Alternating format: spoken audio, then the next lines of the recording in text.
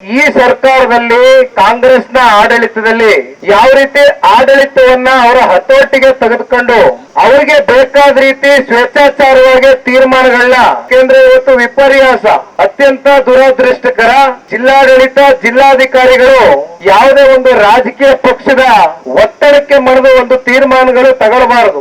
AR ಇರ್ಬೋದು, JR ಇರ್ಬೋದು, D R ಇರ್ಬೋದು, ಯಾರೇ ಇರ್ಬೋದು, ಇವತ್ತು ಪಾರದರ್ಶಕವಾಗಿ ನೈತಿಕವಾಗಿ ಚುನಾವಣೆಯನ್ನ ಮಾಡಬೇಕಾಗಿರ್ತಕ್ಕಂಥದ್ದು ಅವ್ರ ಮೇಲೆ ಇರ್ತಕ್ಕಂಥ ಕೆಲವೊಂದಷ್ಟು ಜವಾಬ್ದಾರಿಗಳು. ಆದ್ರೆ ಇವೆಲ್ಲವನ್ನ ಇವತ್ತು ಬದಿಗಿಟ್ಟು ಸರಿ, ಇವತ್ತು ಈ ನಮ್ಮ ರಾಮನಗರ ಜಿಲ್ಲೆಯಲ್ಲಿ ಕಾಂಗ್ರೆಸ್ನ 4 ಜನ ಶಾಸಕರಿದ್ದಾರೆ. 4 ಜನ ಶಾಸಕರು ಯಾವ ರೀತಿ ಇವತ್ತು ಈ ಜಿಲ್ಲೆನಲ್ಲಿ ಪ್ರತಿಯೊಂದು ವಿಚಾರಕ್ಕೂ ಹಸ್ತಕ್ಷೇಪ ಮಾಡ್ತಾ ಇದ್ದಾರೆ, ನೋಡ್ತಾ ಇದ್ದೀರಿ. ಆದ್ರೆ ಜಯಮುತ್ತೂರ್ ಅವ್ರ ಮೇಲೆ ಇಡೀ ಸರ್ಕಾರ ಇವತ್ತು ಮುಗಿಬಿದ್ದಿದೆ. ಅಂತಿಮವಾಗಿ ಯಾಗಾದ್ರೂ ಮಾಡಿ ಜಯಮುತ್ತೂರ್ ಅವ್ರನ್ನ ತೆಗಿಬೇಕು, ಯಾಗಾದ್ರೂ ಮಾಡಿ ಅವ್ರನ್ನ ಸೋಲಿಸಬೇಕು ಅಂತಕ್ಕಂಥ ಎಲ್ಲಾ ವಾಮ ಮಾರ್ಗವನ್ನ ಹಿಡಿದು ಇವತ್ತು ಇಡೀ ರಾಜ್ಯ ಸರ್ಕಾರ ಅವ್ರ ಎದುರುಗಡೆ ಬಂದು ತೊಡೆ ತಟ್ಟಿ ನಿಂತಿದೆ. ಆದ್ರೆ ಇವತ್ತು ಇದಕ್ಕೆ ಉತ್ತರ ಕೊಡ್ತಕ್ಕಂಥ ಶಕ್ತಿ ಇರ್ತಕ್ಕಂಥ ಪುಣ್ಯಾತ್ಮರು ಎದುರುಗಡೆ ಕುಂತಿದ್ದೀರಿ. ದಯಮಾಡಿ ನಿಮ್ಮೆಲ್ಲರ ಸಹಕಾರ ಇರಬೇಕು.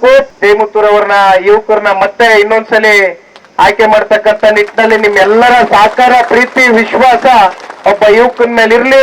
ದಯಮಾಡಿ ಪಕ್ಷದ ಗೌರವದ ಹಾಗೂ ಪ್ರತಿಷ್ಠೆಯ ಒಂದು ಪ್ರಶ್ನೆ ಆಗಿದೆ.